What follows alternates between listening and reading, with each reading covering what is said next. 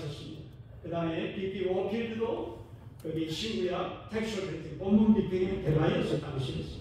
그리고 웨스민스의 존 몰리 교수님도 성경신학에 원래 로마서 주석스님은 아닙니까? 조이신에게.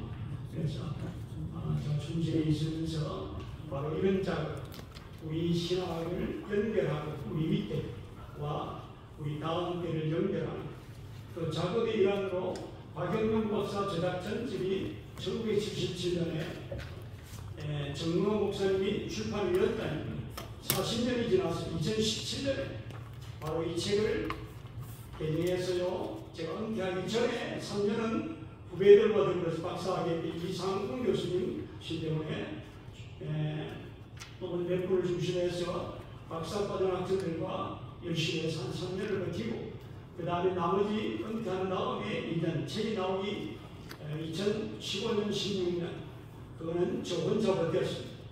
각 주까지 세밀하게 보면서 그래서 2017년에 우리가 종교계 500주년 된 바로 그해 박영명 박사님 제작 전집을 40년 만에 우리말로 개정이 되었습니다. 그때 개정감수위원장이 참 각 주에 있으니까 여러분 참조하시면 되죠. 그래서 박영명 박사님의 신학을 얘기하는 데는 아직도 살아있는 동안에는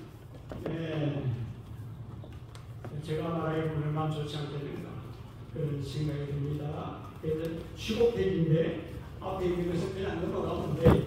그리고 여러분 다 아시고 오늘 잠깐 강조하고 싶은 것은 일제 치하에 박영명 박사님이 어떤 행동을 하셨을까 잘 모르잖아요. 근데 몇 가지를 강조하면서 제가 이게 강조하려고 합니다. 지금 일반 사람들 중에는 친일 문제, 저는 이광수 씨나 최남선 얼마나 유명해요. 남대 문화로서는 최고입니다. 그렇지만 다 친일이잖아. 김아란 씨를 비롯해서 모윤수 최고의 신들이고 그러나 친일 관계에 있어요. 그래야 박영명 박사님의 경우에는 이런 문제가 어떻게 될까? 근데 이 문제는 간단히 제가 설명하면 앞에 부분이니까 설명을 해야 필요가 있죠. 그래서 그 문제를 잠깐 짚으려고 합니다. 그게 19페이지인데 젊은 박영명과 일제강점기 시대 동안 하는데 1910년부터 사이에 1945년 사이 짧은 36년이지만 어떤 사람은 일제 말년에 일본을 도왔기 때문에 친이 되는 사람은 이광수라든지 최남선, 모윤수도 마찬가지죠.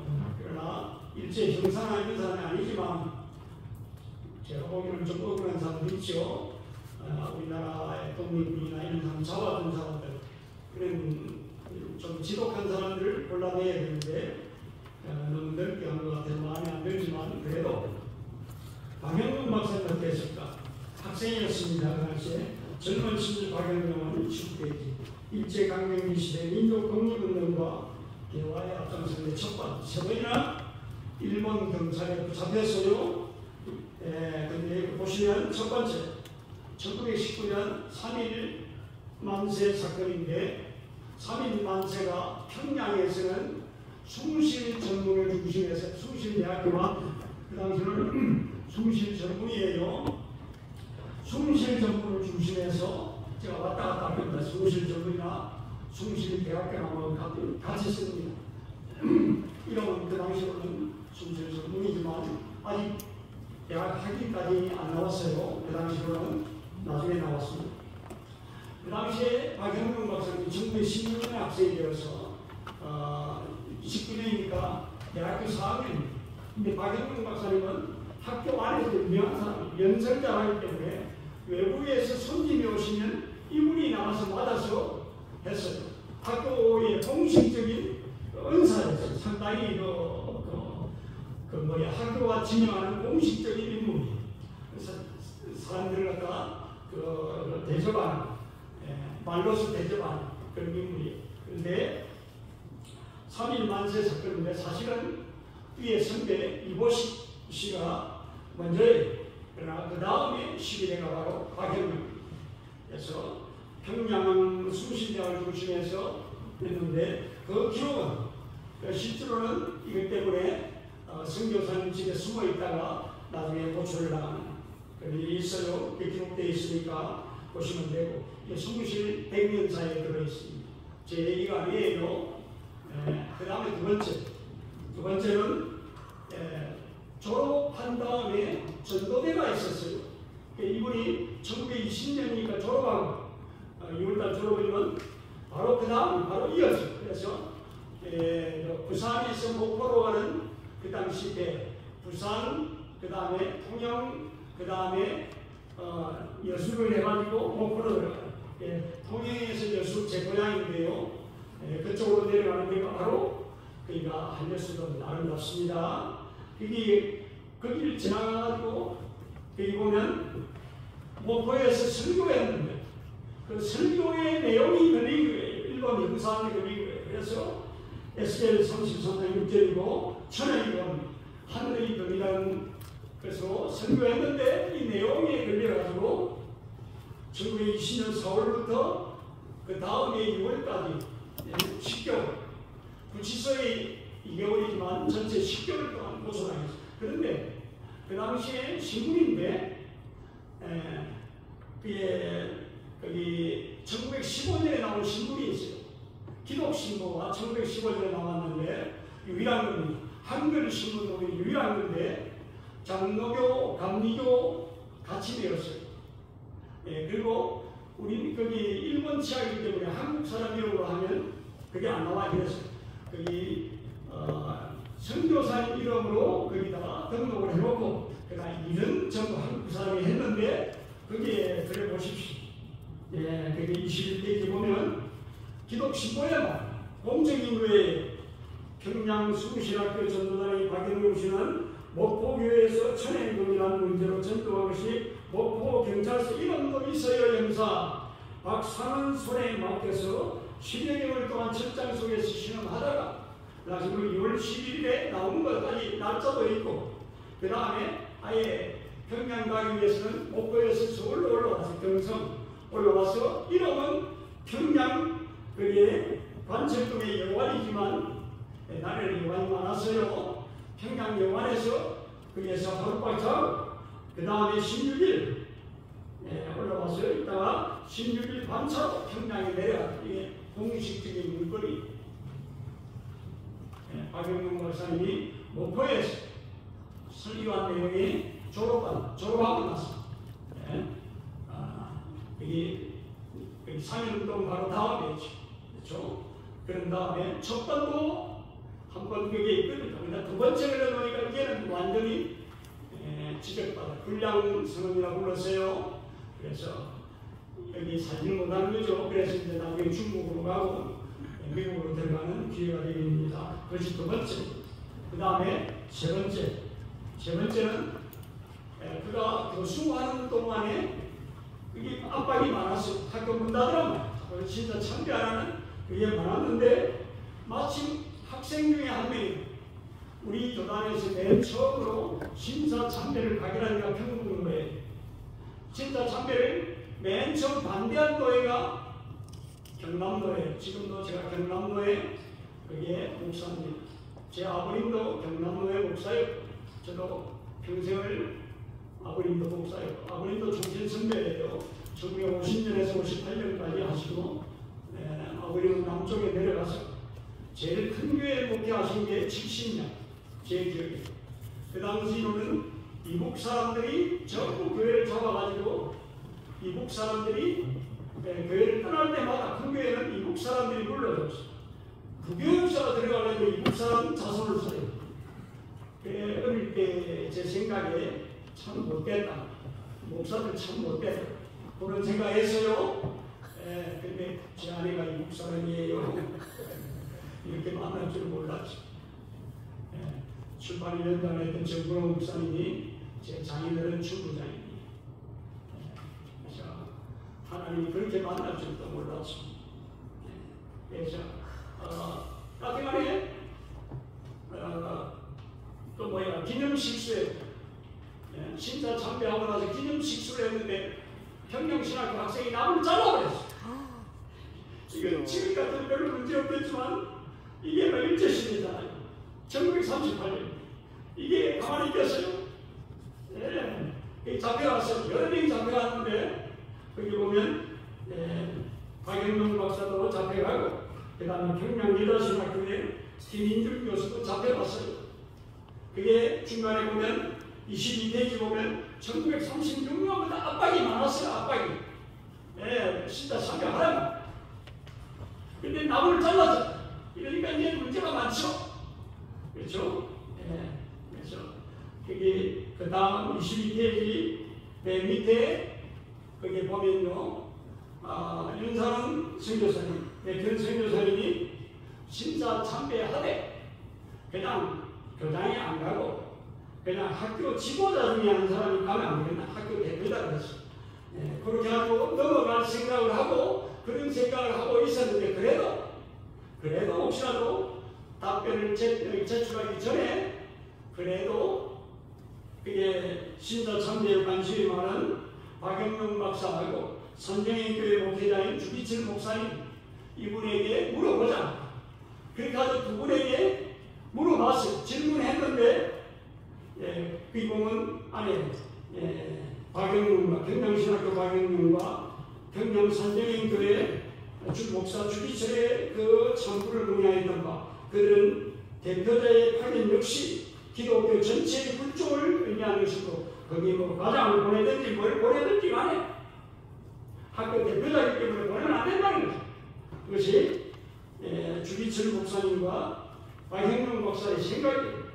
그래서 윤사는 교장은 그들의 의견을 공조해서 아예 신자 참배도 거부하고 학교 문 닫을 각오하고 그게 제출한 거죠. 그리고 얼마 있다가 문 닫았어요. 평양신학교도 문 닫고 숭실학교도 문 닫고 바로 이 뒤에는 여기 거기 책에 있는 대로 숭실 백년사가 얘기하는 대로 주기철 목사와 박형룡 박사의 그런 그 직접적인 번거가 영향을 미쳤다고 하는 그 점을 말씀이죠.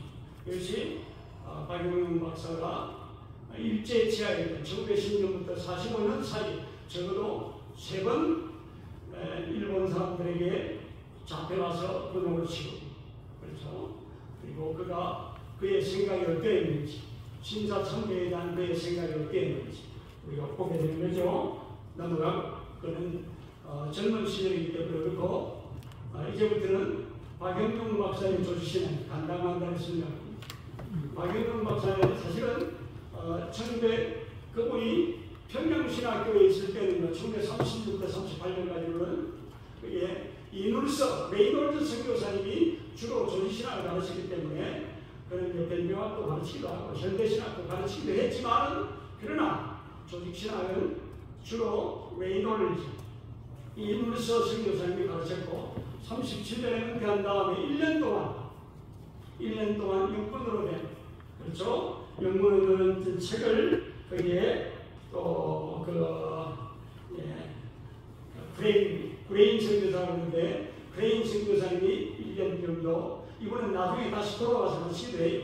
이 영향은 많지 않고 사실은 평양신학교의 조직신학은 레이놀드 교수님이 주로 했다고 보는 그 점을 여러분이 아시면 좋겠습니다. 그리고 이제 박영명 박사는 일본을 거쳐 일본에 가서 거기 주석하는 거 주석 그것도 각주가 있으니까 이런 걸 보시고 주사하고 그 다음에 실제로 중국에 가서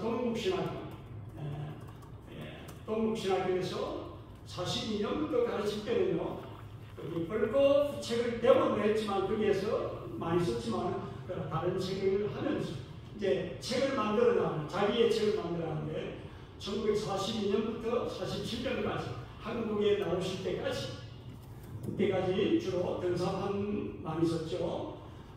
그 자료들은 구하기가 쉽지 않고 지금까지 쉽지 않고 그 다음에 1947년에 46년에 고신이 생기고 부산에서 열렸죠. 그런 다음에 이러면 안 되겠다 그랬죠. 박영명 목사님은 모셔와야 되겠다고 해서 고신의 송상승 목사님이 박영선 목사님과 동기입니다.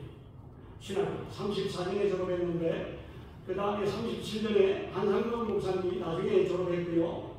저는 경상도에 있었기 때문에 아버지 통해서 이 사람들의 생각을 많이 합니다. 그쪽에 제가 경남도에 실제 지금도 경남도에 목사죠. 거기서 루아세례 받고 거기서 목사도 거기 되고 지금도 거기 서울에서 일을 하지만은 기관 목사로서 그러나 제 소속은 경남도에입니다. 아버님이 평생 계셨고 지금도 거기죠. 일단은 여기 1947년에 모셔왔는데 그렇죠? 그리고 장로의 신학교 여기 부산서 한 학기 했어요. 도시에 한 학기 있다가 48년부터 올라와서 서울에서 장로의 신학교 이걸 장로의 신학교와 조선신학교를 합치자 해가지고 그런 전쟁이 터져버렸어요. 그래서 1950년에 전쟁이 터지면서 대구에서 열었는데 대구에 열고 대구에서 있다가 54년에 다시 올라왔는데 그럴 때 아버님이 주로 공부하셨어요. 아버님이 공부한 데는 남산의 신학교인데 안중근 기념관이라고 그러는데 한쪽에 비가 샜다고 그랬어요. 그리고 기숙사는 여기 중구 현도에서 아버님이 던졌을 때 중구 현도에서 아버지가 그렇게 썼어요. 그러면 아버님이 기숙사에서 굉장히 가죠. 그때는 밥도 적게 주고요.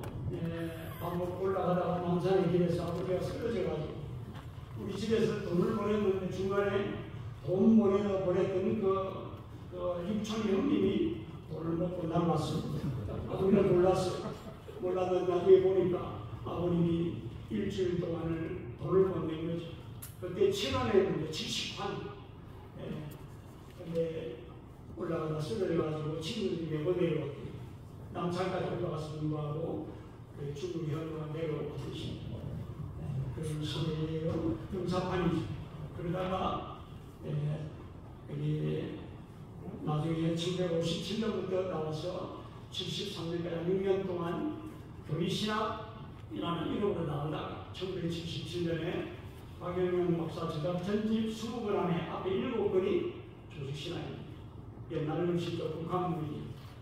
그것을 40년 후에 제가 다시 손을 내어서 박영명 목사 조직신학 앞에 7권으로 그렇게 했어요.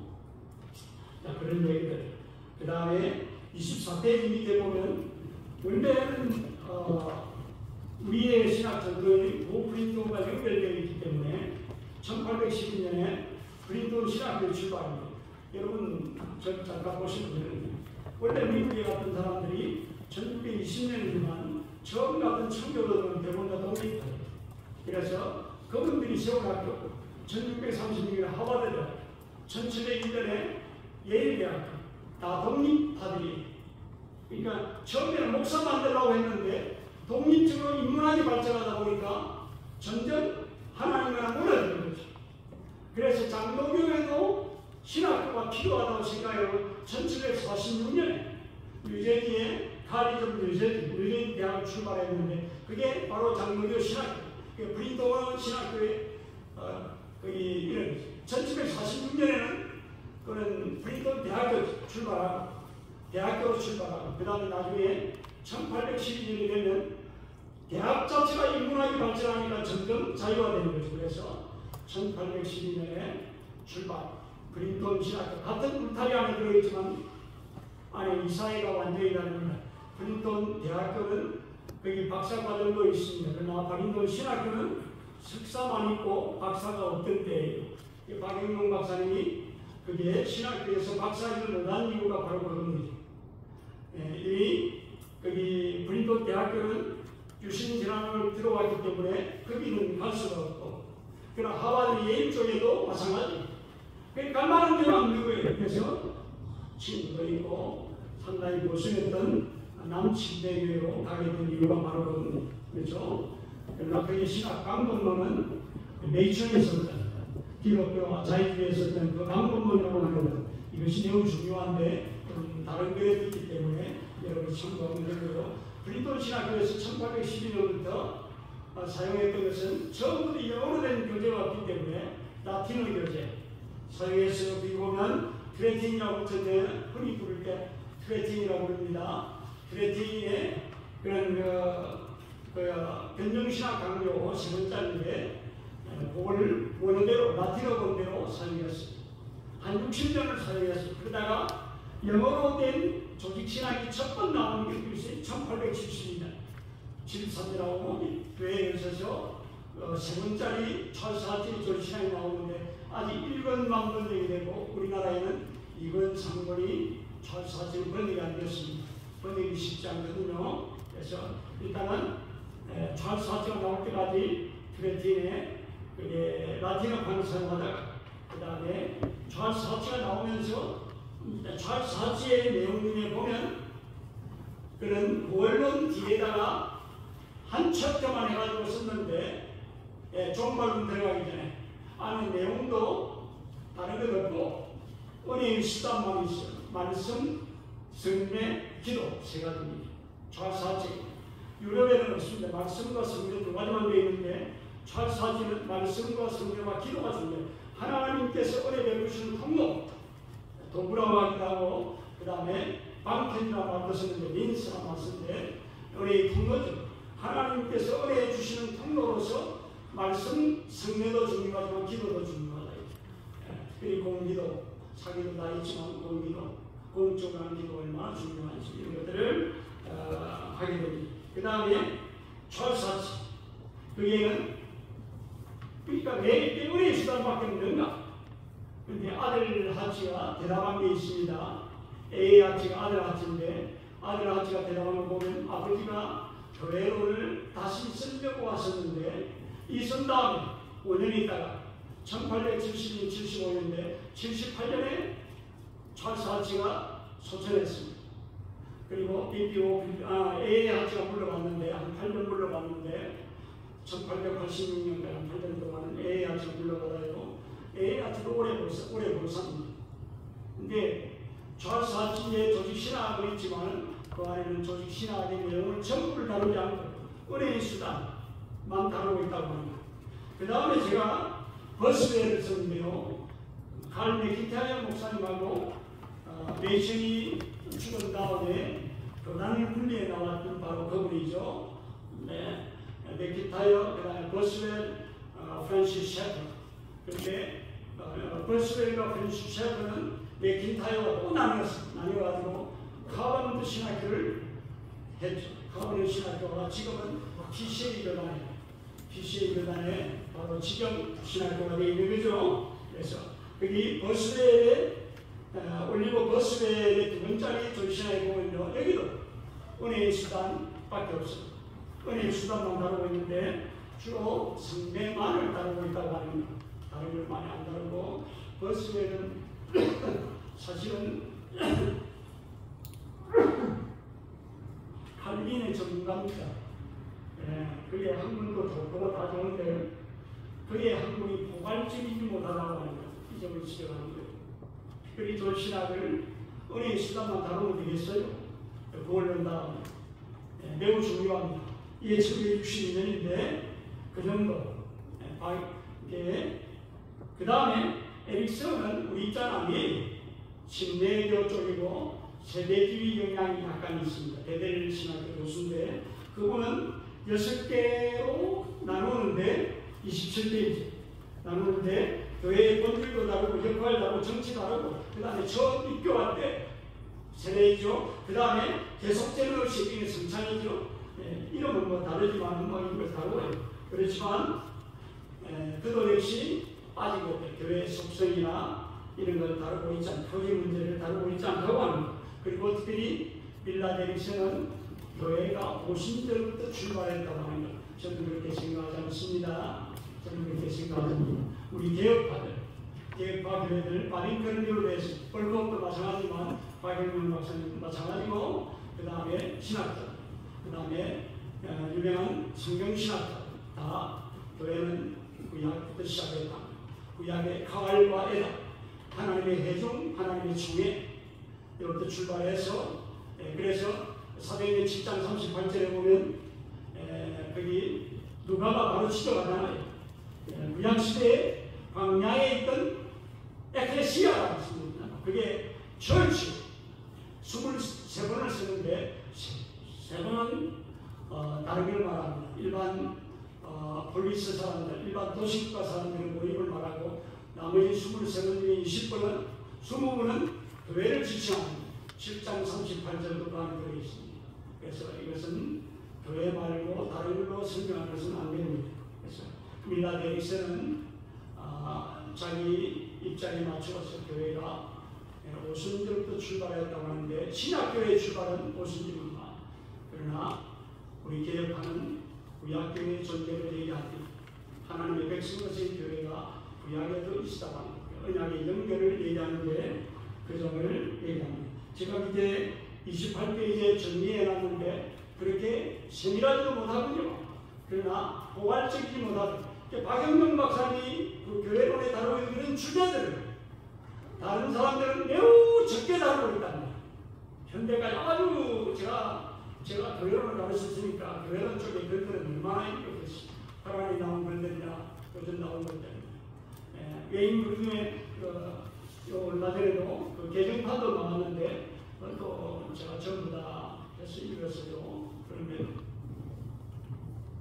포괄적이지 못하고 세밀하지 못하다는 박영명 박사님은 개혁신앙의 입장에 서서 매우 포괄적이고 철저하다고 합니다. 그러니까 오늘날 우리가 박영명 박사의 조직신학을 읽어야 되는 서방에서 아무리 공부하고 들어와도 매우 부분적일 수밖에 없다고 합니다. 자기 학교에 따라서 매우 부분적이고 그러나 그런 사람이라도 박영명 박사의 책을 한 번 더 요약하고 나면 전혀 생각이 달라요. 그만큼 그런다고 합니다.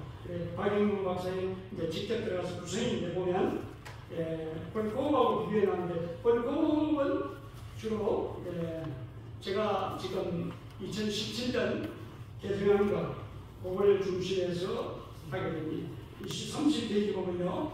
박영명 박사의 벌코업의 책 110페이지 우리말로 번역한 것도 122페이지가 그러나 박영명 박사님의 그런 400페이지가 넘어요. 30페이지 밑에 두 번째 말 전체 415페이지예요. 그러니까 세대가 훨씬 4배는 안 되지만 세대가 넓어요. 그러니까 박영명 박사님의 글이 벌코업에 번한다는 거지.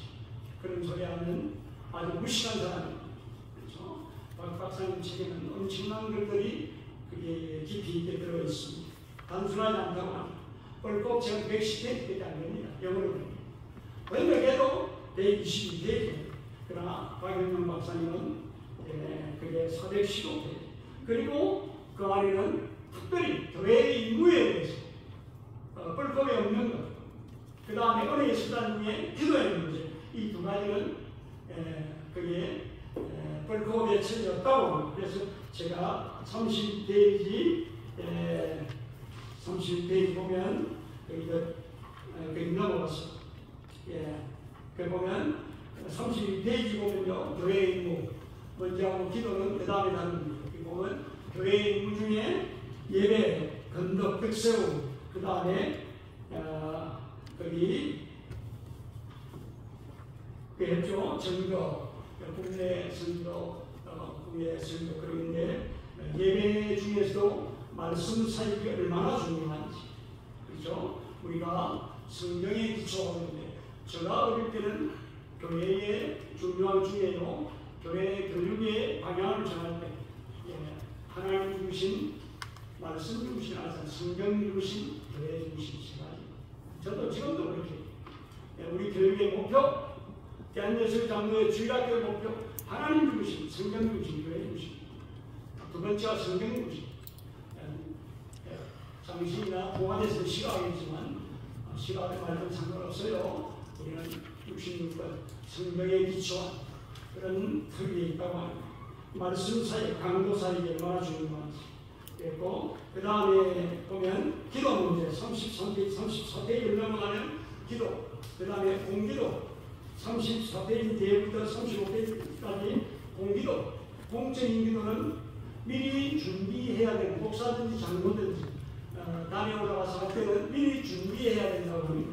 여러분 보시면 좋겠어요. 그 다음에 이 외에 관련되는 것 교회의 기원 문제 교회의 기원 문제 아까 했으니까 주로 내가 밀라데익슨을 들어가지고 36페이지 빌라델피아의 교회가 오신 때부터 생겼다고 했는데 왜 잘못됐는지 하나는 짚어나가는 일이 있어요. 사도행전에 23번 나오는데 세 번에 대해서는 교회를 떠나지 않고 일반 모임이고 나머지 20번에 대해서는 교회이기 때문에 사도행전 7장 38절 이 나오는 것도 광야 회중이나 광야 총회로 쓸 수 없다가 광야 교회가 맞다고 또 미국에 있는 메인 그룹조차도 그게 동의하고 있다고 합니다. 여러분 보시면 돼요. 그래서 38페이지 보면 메인 그룹도 예를 들어서요. 여러분이 보시면 돼요. 이렇게 보면 연속성의 문제, 교회의 기원 문제는 교회는 그 양으로부터 출발한다고 그렇죠? 그 다음에 교회의 속성과 틀이 교회의 속성을 다룰 때는 사실은 우리가 1차, 2차, 3차, 4차, 5차, 6차까지죠. 1차가 325년 에큐메니컬 카운슬 니케아죠. 그 다음에 2차가 콘스탄티노플인데 니케아 신경만 따로 없습니다. 필립 샤프하고 두 개 합쳐있어요. 381년에 보면 니케아 콘스탄티노플 신경 두 개 붙어있어요. 그래 그 중에 앞에 게 니케아 신경인데 인용할 때는 니케아 콘스탄티노플 신경을 인용해야 됩니다. 니케아가 따로 없단 말이에요. 필립 샤프. 그 책을 안 읽어서 그런 거예요. 책을 읽으면 그런 실수 아니에요. 니케아 콘스탄티노플 신경 325년에 모이고 381년이에요. 그렇죠? 그래서 그 다음에 에베소 모임도 있고요.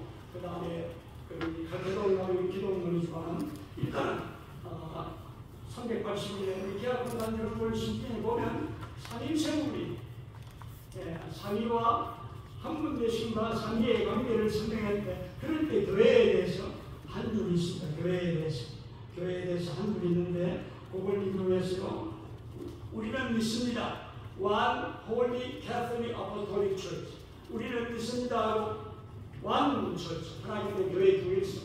그 다음에 Holy 거룩성이죠. 그 다음에 Catholic, Catholicity. 그 다음 보편성이나 공동성이나 부르는 교회 카톨릭이라고 그러죠. 보편성 공동. 그 다음에 아포스톨리시티. 그는 사도성을 말하는 교회의 거기에 통일성, 거룩성, 그 다음에 보편성, 그 다음에 사도성을 말하는데 그 점에 대해서 어떻게 다루고 있는지 일반 사람들은 볼 것도 세 개밖에 없어요. 뒤에 사도성이 있는데 그런 문제를 제가 지적했으니까 칼빈과 비교하면서 여러분이 보시면 쭉 볼 수 있을 겁니다. 여러분이 그렇게 하면 벌써 46페이지 뒤에까지 좀 더 넘어가서요. 각주가 다 있으니까 헬라어는 헬라어 쓰기가 혹시 그러니까 제가 거기다가 우리말로 만들어놨어. ASD 안 해가지고 우리는 믿습니다. 하나의 교회 거기다 내가 쭉 나가는데 있으니까 보고요. 그 다음에 교회의 권세, 교회의 권세는 세 가지 있죠. 교리권, 지리권, 그 다음에 사유권인데 그 다음에 우리가 말씀을 바로 전하고 신앙 고백서를 만들기도 하고 보존하기도 하고 그래서 그게 교리권, 그 다음에 지리권은 질서유지권도 있지만 여기 보면 그 다음에 여기 순결유지권이 있습니다. 질서유지권, 순결유지권이 바로 권징, 디시플린이라고 하는데 우리말로 번역할 때는 훈련보다는 권징이라는 말을 쓰죠. 권징. 그래서 칼빈의 예를 들어서 권징할 때는 어떻게 해야 되는지 낮은 단계부터 높은 단계로 뭐 그런 게 있어요. 그러니까 그분 상대방을 회개하고 돌아올 수 있도록 그런 게 있어요. 그런 것들 여러분 보시면 좋겠고요. 그 다음에 근본 원리 다룰 때 48페이지인데 개혁파교회의 근본 원리를 다룰 때 얼핏에 보면 5개 그런 파랑교회가 받아들인 거지. 그러나 장로교회는 신앙고백서 가야죠. 열심히 신앙고백서. 그렇죠? 그리고 우리 청교도의 전통이죠. 그래서 8개가 있습니다. 8개에서 양교, 직진, 자선, 지진이라고 하는데 외우는 사람 외우고 나서 48페이지 이때 있어요. 저는 강도사업시 할 때 그렇게 배웠어요. 양교, 직진, 자선, 지진 8개. 여러분 어떻게 배웠는지 기억하기 좋게 배우면 되죠. 벌법과 구별되는 거. 벌법의 원리만 우리가 지도하는 사람이 있어요. 합심 쪽에 배워가지고 그렇게 하면 안 됩니다. 박영민 박사가 말하는 메시미 신앙고백서에 따른 얼마나 레슨 신앙고백에서 충실하려고 했는지 그렇게 보게 됩니다. 그 다음에 직원 문제는 비상직원 통상경난으로 비상직원은 지금 사라졌죠. 사도와 선제와 그 다음에 말씀 전하는 자는 그 당시 그때였죠. 그러나 순회전도 그 다음에 목사, 교사, 장로, 집사. 그러나 칼빈의 기독교 강조에 보면요, 1536년 초반에 보면 내 직분을 말합니다. 칼빈이 실제로 그렇게 했습니다. 스코틀랜드도 마찬가지입니다. 그러나 곧 바꾸었습니다. 왜? 칼빈의 기독교 강조의 최종판에 1536년이면 1559년 최종판에 보면 교사의 직분이 목사가 겸할 수 있다고 했습니다. 그렇기 때문에 그대 사람들은 칼빈의 이 견해를 받아들여가지고 목사, 장로, 집사, 교사는 목사가 거기에 겸할 수 있다고 했기 때문에 스코틀랜드에 들어가서는 처음에는 4가지였지만 그 다음에는 목사, 장로, 집사로 정해진다고 합니다. 배정을 했습니다. 여러분이 보시면 되겠고요. 그 다음에 여자 격분에 대한 거 있는데 51페이지 그렇죠? 박영론 목사님 어떤 생각을 갖는지 그걸 보시고 목사, 장로, 집사는 남자에게 해당하는 성경입니다. 거기에다 다른 거 붙이면 안 됩니다. 그렇죠? 저도 다른 거 얘기하고 싶지 않습니다. 저는 목사에게 주신 말씀과 강도와 진리를 겸한 자를 목사라고 진리만 하는 자를 장로라 일컫는다. 그렇게 돼 있어요. 우리 법법에는요. 여러분이 보시면 좋겠고 그렇게 하면 되겠네요.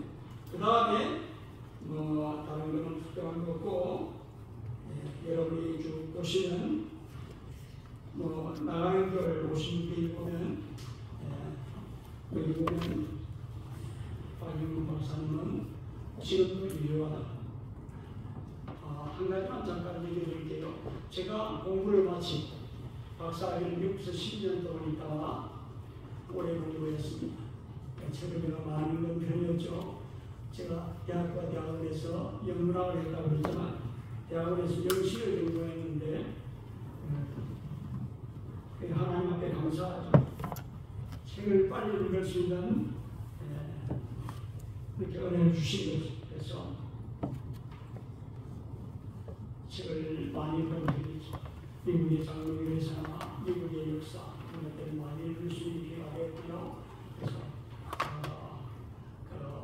한국에 나와서 제가 정신에서 부르기 전에 거기 한국 나와서 얼마 동안을 장인어른 집에서 눈깜방을 얻어가지고 거기에서 발도 뻗기 힘든데 거기서 1년 반을 살았는데 그때 있을 때 어느 신학교, 작은 신학교에서 저한테 초청이 왔어요. 일주일 동안 월요일부터 토요일까지 박영문 박사 조직신학을 전부 강의해줬는데 제가 받았을까요? 안 받았을까요? 매우 무시한 사람이라 생각했어요. 그랬지만 제가 받아들였습니다. 왜? 제가 지금까지 외국에서 오래 공부했잖아요. 중심도 했지만 아버지 밑에 배웠지만 여기서 오래 공부한 책들 있잖아요. 박영명 박사님 책을 갖다가 조직신학 7권을 앞에 놓고 제가 전부 요약했습니다. 제 손으로 전부 쏘면서 그걸 요약하고 그 학교에 가서 일주일 동안 가르쳤는데 학생들은 정신없었을 겁니다. 아침부터 저녁까지 박영명 박사 조직신학을 했습니다. 그러나 저한테는 얼마나 좋았냐면요. 요약할 때도 좋았지만은 이미 가르치고 나니까 외국에 공부했던 그런 모든 자료들이 박영명 박사님 조직신학 안에 전부 한꺼번에 들어오고 7권 안에 전 체계가 들어온 거죠. 신학의 체계가 하나처럼 들어온 거죠. 그것이 저한테는 얼마나 좋았는지. 그 이후로 조직신에 강의할 때 저는 늘 조금을 강의할 때마다 전체를 바라볼 수 있는 눈이 생겼다. 쉽지 않을 겁니다. 지금도 쉽지 않아. 어디든지 영국에 사는지 화란에 사는지 자기 학교 작전을 내려고 그러지 이렇게 포괄적인 박영명 박사님 조신에 갖고 있는 포괄적인 것뿐만 아니에요. 그렇죠? 외국서 공부했던 조그만 이런 것들이 박 박사님 신학 체계 안에 그것이 제 속에 한꺼번에 녹아들었다. 저도 감당하기 힘들었지만 그러나 그것을 중심에서 학생들 가르치기 전에 이미 그렇게 준비를 시켰다고 합니다. 돈의 문제가 아니에요. 그 이후로 저는 조그마한 신학교 거의 안 합니다. 타 신학교 거의 나간 적이 없습니다. 상대방이 여성 인증을 받아들이거나 그렇게 하면 저는 더 안 갑니다. 돈을 억만금을 줍니다. 안 그러면 지금까지 힘들지만은 그래도 저는 책임을 합니다. 누가 말하는 거예요? 유단에서 그간 신앙을 지키면서 부족하지만은 저는 박영명 박사님 존신학을 그것을 개정한 것으로 만족하고 제 글을 쓸 수도 있지만 쓰지 않았습니다. 그럼 제가 할 수 있는 한계가 있기 때문에 그렇게 하고 그 다음에 지금도 끊임없이 책을 읽고 있습니다. 아침부터 맥도날드에 앉아가지고 용인의 맥도날드에 앉아서 지금도 책을 끊임없이 읽습니다. 바링크에 윤리학을 읽는데 요즘 윤리학 제3권 아직도 우리말을 번역 안 됐어요. 1권, 2권은 번역됐는데 3권 영어로 된 건 지금도 끊임없이 읽고 있습니다. 바링크의 계획교량 4권은 벌써 읽었습니다. 그렇지만 윤리학은 최근에 나왔거든요. 작년에 나왔는데 사람 여러분이 부탁하는 것은 공부는 끝이 없지만은 일단 시작할 때 다른 것보다 외국서 공부하신 분들도 시간을 내어서 후배들과 같이 하면 좋고 박영용 박사 조직신학을 한번 요약하십시오. 자기들 그렇게 하면 눈이 열립니다. 눈이 발전이 됩니다. 그러니까 다른 사람들이 갖고 있지 못한 것들을 엄청난 자료들을 갖고 있을 뿐만 아니라 그리고 조직신학 주제들을 방대하게 다루고 있다고 합니다. 오늘은 박영용 박사가 필요합니다. 그래서 저는 신학을 새로 하면 외국서 공부를 많이 하시라고 하지 말라는 거 아니에요.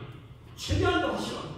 그러나 하되 박 박사님 조직신학을 꼭 한 번 시간 되어서 하는 게 좋다. 그런 생각입니다. 제 시간이 거의 다 된 것 같아요. 조금 시간 남았는데 혹시라도 끝나기 전에 질문 있으면 한 가지 질문 하십시오. 저는 제 시간이 거의 다 된 거죠. 질문 있으면 하십시오. 예.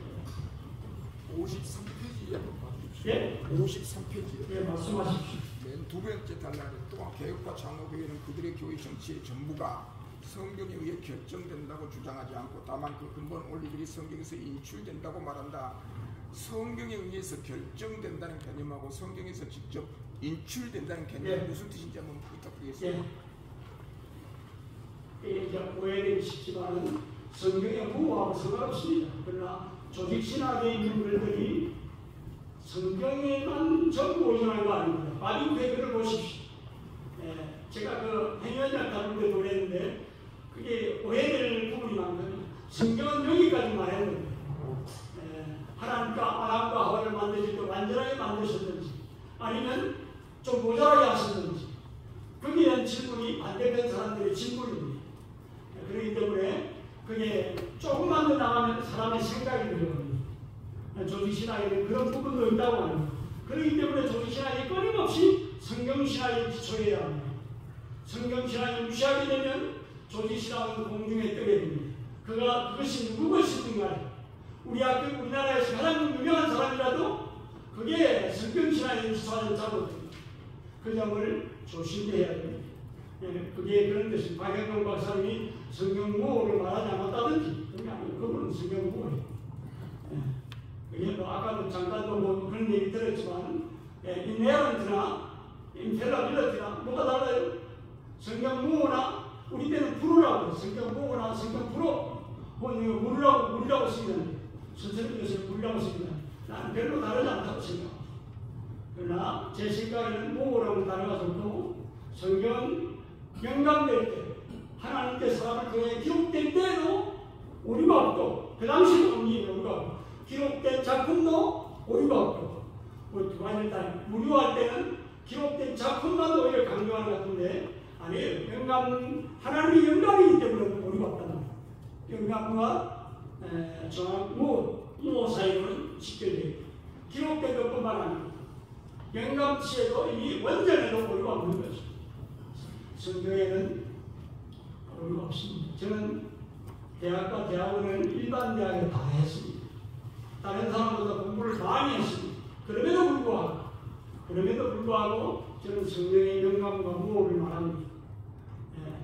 얼마나 그게 가능합니다. 그러나 후대의 사람들의 기록자들, 그 다음에 세관들 이런 사람들의 오류는 있을 수 있겠죠. 그러나 그런 오류도 그리스도 예수께서 말씀하신다. 그리스도 예수께서 이르시되 예수 그리스도께서 말씀하시고 똑같은 게 그게 동경의 탄생을 걸릴 게 있습니까? 전혀 없습니다. 그것은 기독교의 중요 교리는 영향을 미치지 못한다고 합니다. 성경에 우리가 영감과 무호를 믿게 되면 그러면 우리가 교회론을 다룰 때도 성경에 기초한 교회론을 해야 되겠죠. 그렇죠? 그날이 비겁한 순간에 도달한다 할지라도 성경이 뭐라 말씀하는지 오늘날 환경이 뭐라는 게 아니고 성경이 뭐라 말씀하는지 늘 성경으로 돌아가는 저와 여러분이 되어야 되겠죠. 그러기 위해서는 박영용 박사님이 책이 조직신학이 지금도 유효하다고 합니다. 그 점은 말씀드릴 수 있겠습니다. 혹시 정치의 앞에 정신 기자입니다. 네? 53페이지 위에 보면 두 번째 줄 박 박사의 여성 임직 반대 입장은 성경에 기초한 교육을 지향하는 부학들에게 경륜과 있다라고 했는데 예. 그 지금 학동교단에서도 이제 여성 뭐 권사라든가 그건 지금 너무 멀리 가지 맙시다. 예, 임직을 하고요. 아니요. 그거 멀리 가면 안 됩니다. 아니 질문 좀 듣고 말씀하세요. 예. 질문을 그리고 자꾸 앞으로 질문하고 있어요. 그 여성 강독권을 이제 할 거라는 게 그냥 질문을 함부로 말씀하세요. 많이 있어요. 예. 지금 거기 제가 하지 않아야 될 것은 대부분 제 개인으로 와서 저한테 물으십시오. 예. 박영영 박사의 존신한 관계만 얘기하고 개인적으로 와서 저 질문 충분히 그렇게 하면 좋겠어요. 예. 우선 대해서요. 예. 다음 분이 있기 때문에 제 시간이 될 것 같아요. 말씀 조심하셔요. 그러고 있어. 감사합니다. 그 달려줄 거기까지.